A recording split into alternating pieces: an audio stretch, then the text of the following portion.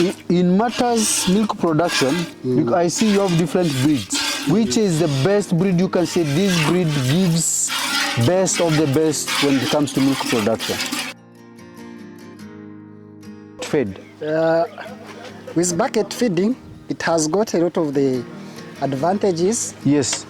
And one of the advantages is that you determine the amount of milk that the calf takes, rather than leaving it with the mother. With the mother, you won't determine what it has suckled. And with the bucket feeding, you can either decide to increase or decrease.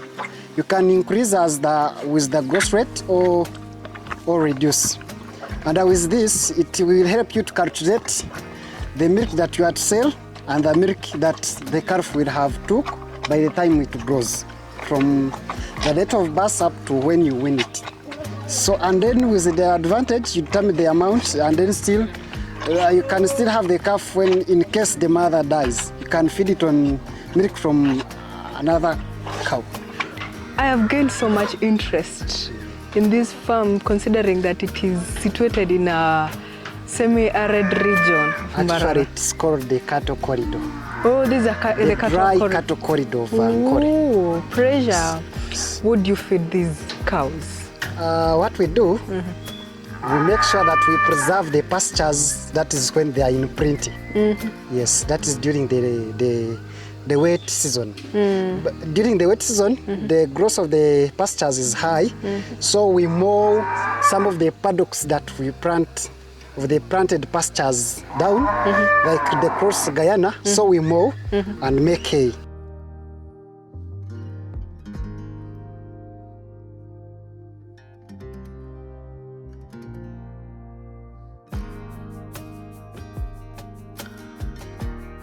My name is Cimenta Douglas. So basically here we are doing dairy farming and beef production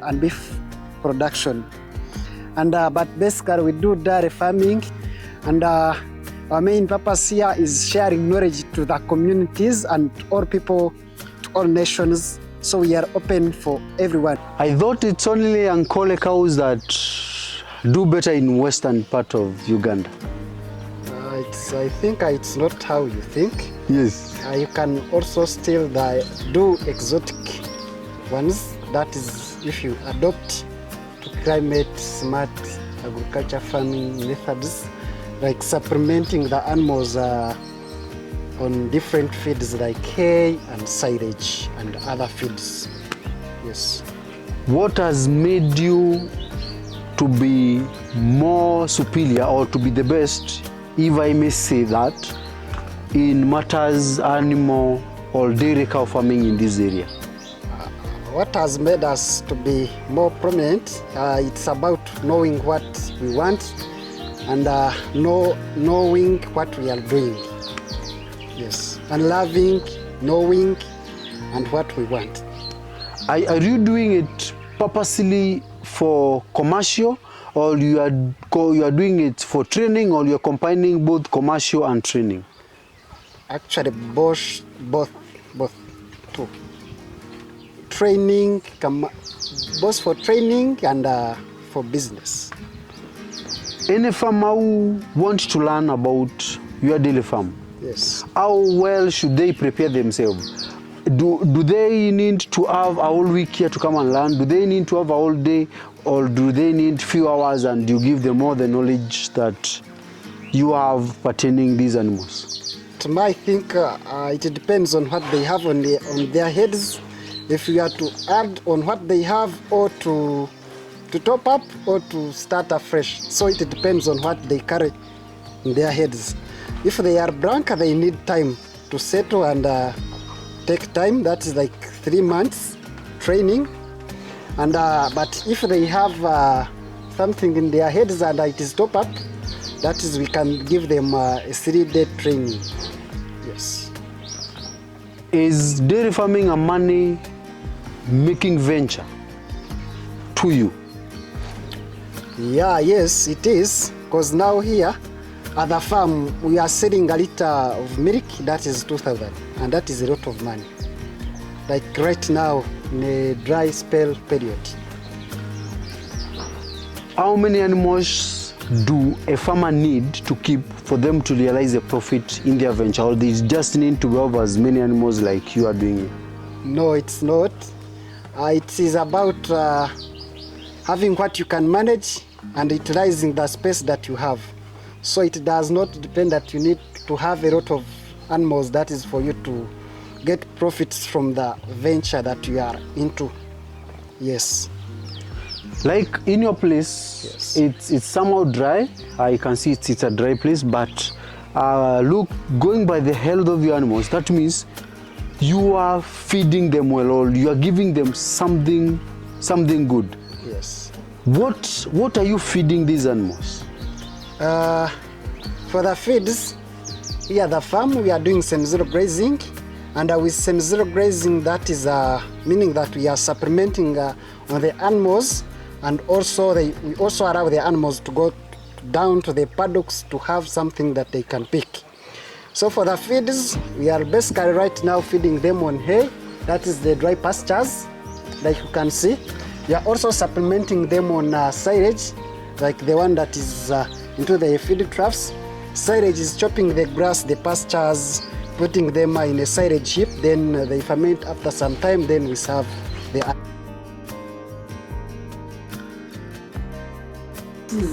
So, this is what you use during the dry season? Yeah, called silage.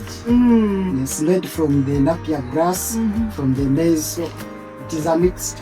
Wonderful. So, approximately, how many tons are here? Thousands of tons. So, how long can they feed the cow? Like this sheep is going to take us for a period of 2 months. That is September, September, October. October. Yes. So by then you expect that you'll have planted more in the field? Not harvest, not planting. Already they are planted. To harvest and make another silage heap in this silage bank that is next here. And also presume that in the field where you plant them in a portion. That's such that you don't plant all the entire field maybe in March or... Yeah, they are planted in portions and harvested in portions. But again, I have a question. You say that you have maize, you have grass, you have all those sorts of crops. But they have different growing periods. So how do you try to ensure that? I know for the maize that you don't have to wait for it to get mature. Yes. So how do you ensure that the yield come at least in the same period? Yeah, their growth rate is not the same, but when the rains are, we always plant them at the onset of the rains, and by the time we harvest, for the cross Ghana, it has flowered. By the same time the maize is flowering, cross Ghana is also flowering. And by the same time they mature, also the napier has already reached the recommended state. Wonderful. Yes, and then we harvest them at once. Yes. Wonderful. So now when you come to, how long does it take to prepare this silage? From where you prepare? After chopping? After chopping, it depends on the amount of the pastures that you have. If you have a small portion of the pastures, so it depends on the field, what you have in the field and what you have harvested. If you harvested much, we take it, and this one always takes us 2 weeks to complete the cycle. The chopping, the heaping, the seeding, and the what so. Incorporating in morass and maize bran. So it always takes us 2 weeks to come up with this heap. And then it will be ready. That is a lot of people, or many people, recommend 45 days. But if you are lacking feeds, you can also start feeding at 3 weeks. Wonderful. Yes. So if you are to prepare 1 ton, that is 1,000 kgs of this. How much? What's the quantity of molasses and the maize bran do you use here? For the maize bran, you can put in at least like 200 kilograms of maize bran. Then with morass, it will depend on the moisture content of the pastures. If they are too dry, you will need a lot of the morass. And if they are a bit wet, you will need a few amounts of the morass. I presume that it is the molasses that is causing that fermentation, yeah, that smell. Oh, maize bran. Wonderful. So when they look at it, Yes. And the good silage should have the golden color like this. So this is the best. If you find that it doesn't have the gold color, so that one won't be good for your animals. So it should have the gold color. Yes. I see. Yes. And the smell. Yeah. The smell is nice. Yes. So now And there are some kids who come here, they are almost eating it. the thing of eating Yeah, the it primary kids. because of the smell. Yeah. Wonderful. So now I see that it's hard to uncoil. Eh? Yeah, it's So hard. you use the Yeah.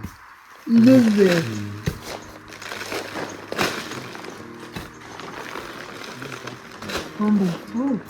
So and you have to be systematic. Eh? You need to be in a depth. So here people don't use wheelbarrows. Eh? They use these. Yeah, this one takes a lot than a wheelbarrow. Oh, Yes. wonderful. I think I'm capable of doing that. With a wheelbarrow, The better. Because of moving, but you move. Yes. Movement is easier, but you carry small quantity. The more I hit, the more I get some good smell. Yes. But the main milking part is this one. Okay. The modern one. But with hands, you can milk anywhere, as long as the press is not done. Yes. So for now, at the moment, you like milking it even in the open area because it's easier. Yeah, it is easier and the press is dry. Okay. Yes, so there is no mud that's going to contaminate the milk. Okay. Yes. But I thought the machine is more effective. You can tie the machine is effective, but now we want to make it cost effective by using the hands. Yes. It's more cost effective using the hands as compared to using the machine. I mean the input. The input? Yes. Oh, okay. Oh, buying the investment on the machine. Investment in the machine, okay. but okay. with this one you need just only your hands. Yes. Little energy to get milk from there. And as rockery around, they are using hands. So it will be hard for them to get adopted to such methods, the machines. And it will be expensive for them to buy such. Okay. So they can still get high amount of milk using the same method. Yes. But with the other one, it needs you to have a lot of the animals and high producing animals. Yes. How many times do you milk these animals per day? We milk twice in a day. That is morning at 5, and then after noon, that is at 2 and 3. Yes, that is twice within one day. Productivity per animal as of now. Yes. How is it? Where is the range of productivity per animal? The rate is goes varying depending on the size of the animal and a breed. And at the moment you told me you have like how many? Right now we are milking 50 animals. 50 animals? Yes. How long does you take to milk one cow to completion? It depends on how much it carries, but you can take, if it is a high milk, you can take around 8-10 minutes. 8-10 minutes. But how you know? So not all milkers can milk at the same rate. Yes. Yes, those ones who are used can take short time than those who are near to milking. In matters milk production, I see you have different breeds. Which is the best breed you can say this breed gives best of the best when it comes to milk production? It is a Frisian. Frisian, the one that you're milking? Yes, the one that I'm milking, and still, but since this area is much affected by heat, now we've got some Jersey breed, and Jersey are also performing well this area. In terms of productivity, which one is more productive or which one is giving more milk? Because milk is the business now. It's Jersey, because with this, it is going to produce milk at the peak. That is when it has calved. And then that milk will go dropping. But with Jersey, because it adapts quickly to the environment, the calf will go straight, so there will no drops. There goes down or it goes up. But with just say it maintains the curve straight. But with this, the peak will be high. That is when it has just curved, and then that will go, the curve will go lowering as it goes down. So it is just within this environment. Serving. Let's go now to serving, which is the breeding part and which is the most interesting part. Yes. Which method are you using to make sure that you serve your animals? Are you using the bull, because I've seen a number of bulls here, or you're using the hair? We are using both. We have a few animals where I use the bulls, and we've selected a few heifers and separated them away from this farm. And it is gazetted that there is no access to, any bull cannot access the heifers. So we are using that farm for breeding. Yeah. You have a special farm, yeah, for breeding? Yes, for breeding. What about the few bulls that I've seen walking around here? Can't they mount at any time when the cow is on it? Yeah, they do. So is that not in breeding, or is that not now misplaced breeding where you have unwanted breeds? These ones are here for a short period, and we have kept a few. That is for the, you see, they are good looking, they are good breeds. So we've kept here a few for the farmers who need a seed from here. So these are the seeds. So they will be taken a few days from now. Yes. Other than farmers coming here, you teach them how to farm the best animals. You can also help them get the best breed by giving them the best bulls, also the best heifers. Yeah, that is what we do. That's the bigger business. Yes, and with breeding, you can make a lot of money here, rather than concentrating more on milk production. You concentrate more on breeding and you get much money there, rather than concentrating on milk production. Because people are much need the good breeds. Okay. Yes.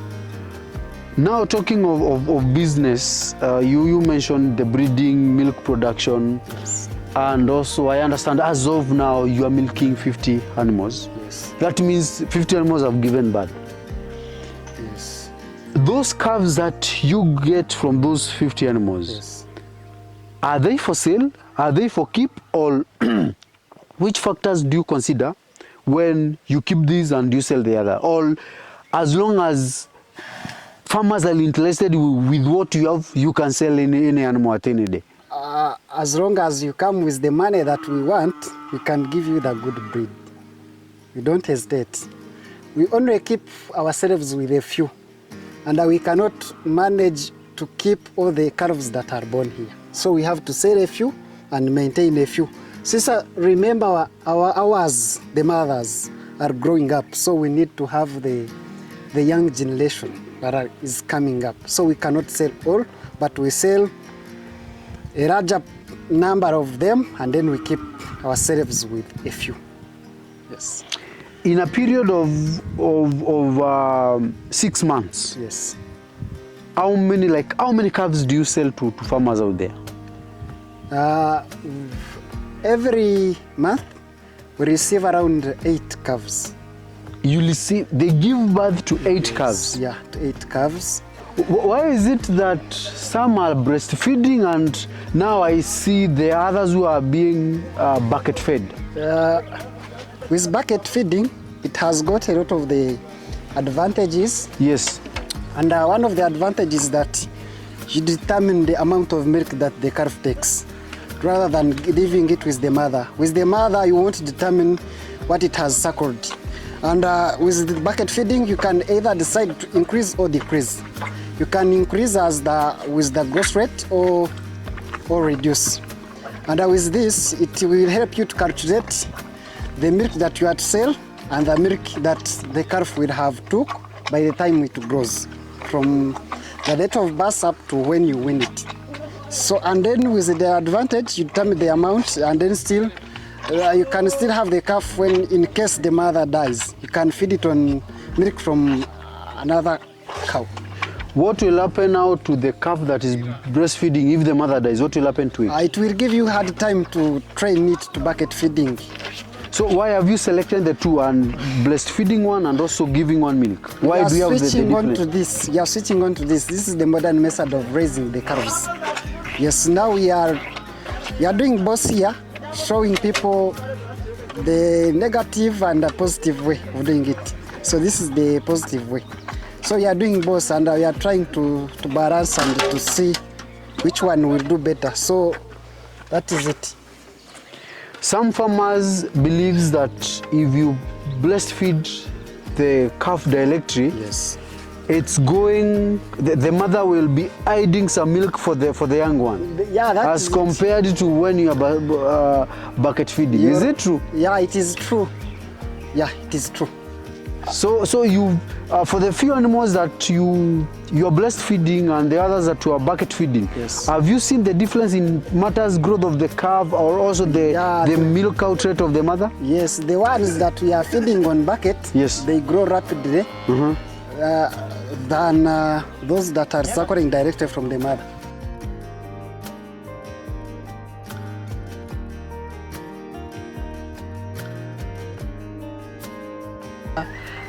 I have gained so much interest in this farm, considering that it is situated in a semi-arid region of Actually, Mbarara. it's called the cattle corridor. Oh, this is the dry cattle cattle corridor of Ankole. Oh, pressure. So I see the climate, considering today at least the climate has at least favored us, but I know it's usually too hot. Yeah, it is. How do you manage to keep all these cattle in such conditions when we are at the verge of when climate change is really hitting us hard? We've managed. That is by making sure that we have enough of the feeds that we can supplement our animals on when the weather, when the heat gets much. Yes. When I look at the background, I see a dry, more or less of a dry background. Yeah, it is. So my question is, what do you feed these cows? What we do, we make sure that we preserve the pastures. That is when they are in plenty. Yes, that is during the wet season. But during the wet season, the growth of the pastures is high, so we mow some of the paddocks that we plant, of the planted pastures down, like the cross Guyana. So we mow and make hay. That is one method. Then another method is we also plant the pastures. That is the napier grass, the maize, the sorghum. We chop, heap, and make silage. So we are supplementing our animals on hay and silage and concentrates like maize bran, like mortar dust, like brewery spent grain from the brewery companies. So those are the methods that we use to make sure that we go through the stress the dry periods. season. Yes. Wow, wonderful. Yes. So now these cows, when the grass that you grow here, Yes. what type of grass do you grow that is at least adaptable to these conditions? We are growing the pakchong, super napier pakchong, one. We are also growing the sugar napier, the sugar grace, the broncharia species. We are also growing the chikuyu grass. That from Kenya, we are growing the cross Guyana, the one that we used to make hay.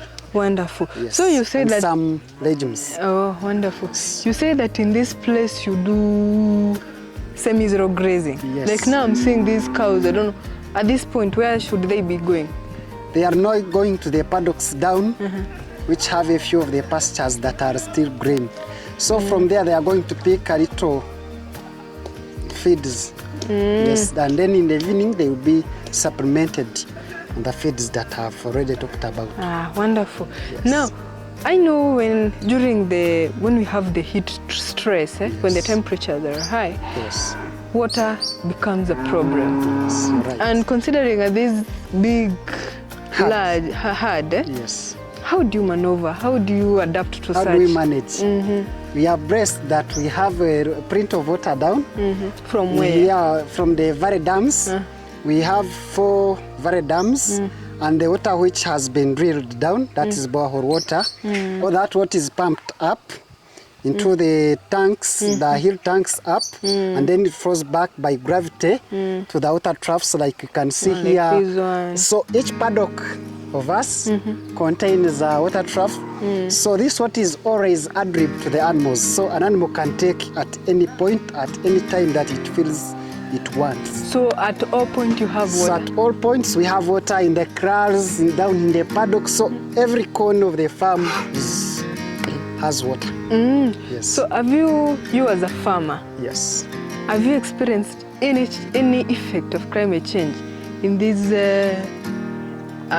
herd? Like, has these fluctuations of the temperature and rainfall affected you in any way? Yeah, it has. It has, that is in terms of feeds. Because now the rate of the growth of the pastures in the field has reduced, and also the pastures that have been planted, the planted pastures, the growth rate also is low. That is because there is no water that can allow them to grow. And we are now investing much in irrigating the pastures. Yes. Wow. So you need to irrigate the pastures, that is for them to rejuvenate after you've cut them. Yes.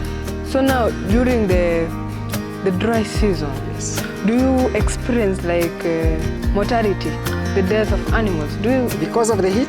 because of the heat and the fluctuations in temperature and then rainfall? We don't.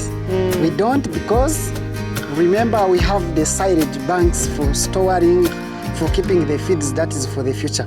So we are always prepared. We always prepare ourselves to face the heat periods. So we are always prepared. Wonderful. Yes, so we can't lose any animal because of heat. Because of heat. Yes. So in these conditions, Yes. I see you have Frisian cows. Yeah, we have a few. You have a few. Why do you have a few? Is it just an experiment, or is it because you are not adaptable to these conditions, or why? It is just only because with Frisian, they will only perform, that is if they are kept indoors. Yes, but if you let them to go out in the field, the open field, they will be hit by the heat, and still the feeds in the field are not enough. Wonderful. Thank you so much. So for the people that you have are watching you, Yes. and they are in semi-arid regions Yes. like here, Yes. what would you advise them regarding livestock farming and production in terms of the feeds, the water, the challenges you get, how they can maneuver? What advice can you give them? My advice I can give to, that is one, you need to have print of the pastures, and always conserve the pastures when they are in print. That is one, by making hay and silage. Secondly is making sure that your water is adrib. If you are in a dry area, make sure that you store water in tanks or in very dams. So you construct the very dams, that is for you to have print of the water to feed, for the animals to drink, that is in the dry periods. Yes. With those two, you can do dairy farming in the dry. And you can get the results like I've seen Yes. here, and like you've described to us Yes. before. Wow, wonderful. Thank you so much for welcoming here. welcome, madam. I wish you well. All right. Thank you.